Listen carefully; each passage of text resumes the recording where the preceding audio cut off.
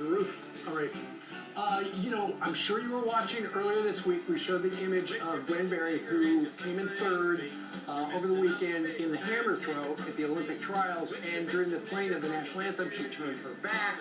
And she said, she has since said, look, I love my country.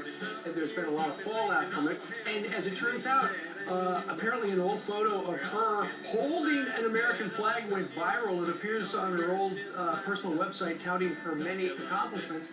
There she is, quite proud about the American flag in that picture. And Lara, remember she said, when she was asked about it, she said the national anthem has never represented her, but there she is in an old photo holding up the flag. Why the switch, do you think? Yeah, well, I don't think anybody is surprised to see this. This is where the internet actually can come back and haunt you, folks. You posted a photo proudly holding the American flag, and yet, we saw that ridiculous display from her whenever she came in third place there. How disrespectful that was to the other women that she competed with. Look, I think we all know that this was a stunt. This was an attempt, a very selfish attempt at that, by her to make a name for herself, to cause some waves. I know she probably wanted an endorsement from somebody of some sort, and she thought this was the way to do it. Well, how disrespectful to America, how disrespectful to our troops. You know what? If she wants to compete under the United States of America, I think she owes an apology to every American. I think she owes an apology to every soldier that has died fighting for our flag, to every family that has lost someone who has died fighting for our flag. So it's not that easy to just turn around and say, well, I don't hate America.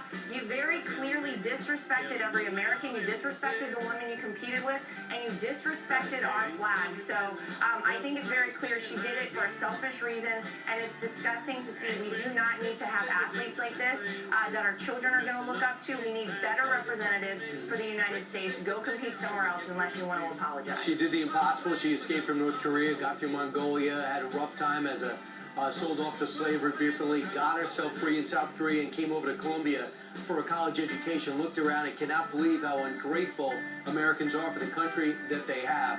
We wanted to put Gwen Berry's story up next to Yeonmi Park, who's the North Korean defector from Colombia and now a human rights activist. And here's what she said.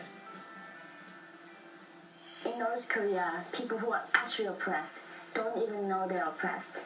The fact that she's complaining oppression and systemic racism, that she does not understand that she's so privileged. She's literally spoiled being free so much in this amazing country. I was a slave.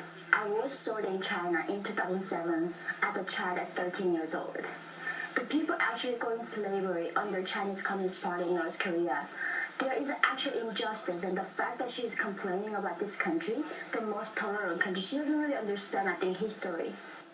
And Laura, you had mentioned a sponsor. Turns out we discovered yesterday that Gwen Berry is sponsored by a defund the police organization that apparently is getting their money from Puma shoes. Yeah, there you go. Well, that young woman you just heard from there, the defector from North Korea, is exactly right. Go to any country in the world other than America, you will not have it as good. We are the greatest country in the world, and I really hope that people start realizing that and stop falling for the nonsense. We should all stand up proudly, put our hands over our hearts, and respect our American flag. I sure hope we see it at this year's Olympics. And I'm sure we're going to see it a lot this weekend with the 4th of July. Thank you very much for joining us live. Thanks, Laura. Thanks, guys.